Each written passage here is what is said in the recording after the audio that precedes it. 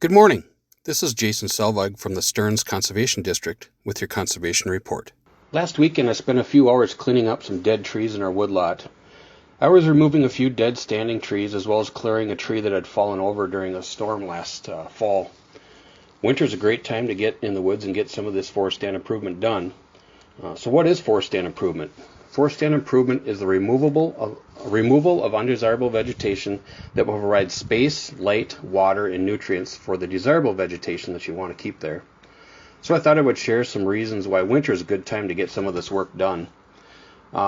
If you use wood for heat or campfires, it's a great time to go ahead and stock up your supply. You can see easier in the woods at this time. You can kind of see maybe what areas need to be cleaned up, and this year there's not much snow, so it makes work pretty easy. I was able to get a small tractor into the woods pretty easy. Didn't get stuck at all, which was nice. The cooler temps mean you can work a little bit longer. It's not so hot. And because of it's winter, there's no darn bugs, so not dealing with mosquitoes and stuff, that's a plus in my book. It's a perfect time to go and cut oak trees, as you don't need to worry about oak wilt this time of year.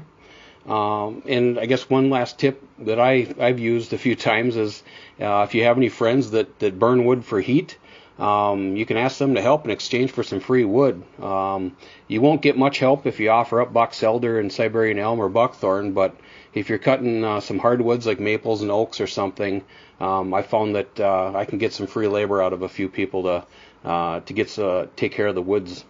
So that's just some ideas that I had.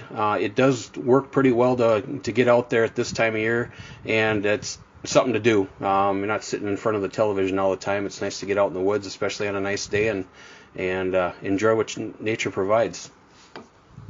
The other day I got caught in a YouTube rat hole watching some hunting videos, and I stopped on a video that I've seen several times, but it always catches my attention.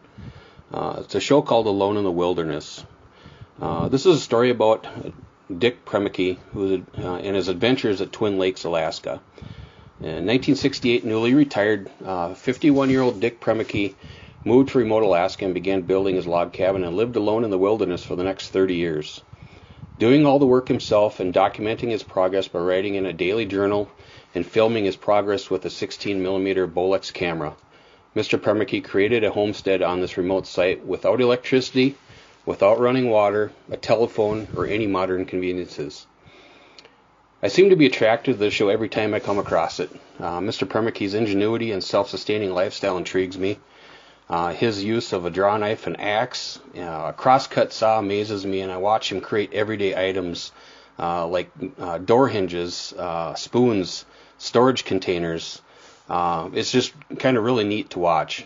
If you hadn't had a chance to watch this film, check it out. With our dependency on modern conveniences like cell phones, television, electricity, food as close as the nearest grocery store, this film makes you think how simple life could be, but also how hard you must have to work without pushing the easy button. So if you haven't seen it, check it out, Alone in the Wilderness. Last week I was flipping through the channels and came across a program about the state of Minnesota. It was called Minnesota, A History of the Land, and I found it really interesting. This 4-part series encompasses 1,600 years of Minnesota's fascinating early history. The series brings to life the story of people and the landscapes of Minnesota, from the retreat of the last glaciers to the growth of today's suburbs. The series entertains you as much as educates you on an understanding of Minnesota's past, present, and future.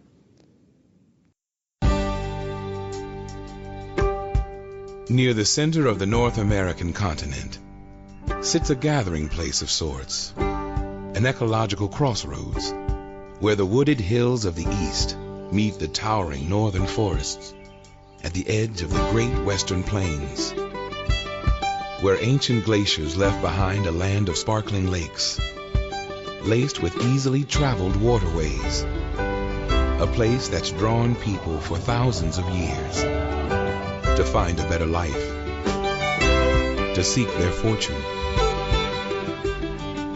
But this story isn't just about the landscape or the riches it holds.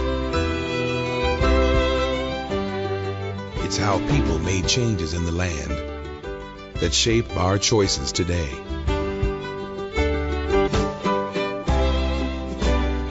It's a tale of unsung heroes, the rich and powerful, and everyday people. It's filled with priceless beauty, incalculable loss, and hope for the future. It's an epic story, thousands of years in the making. Minnesota, a history of the land.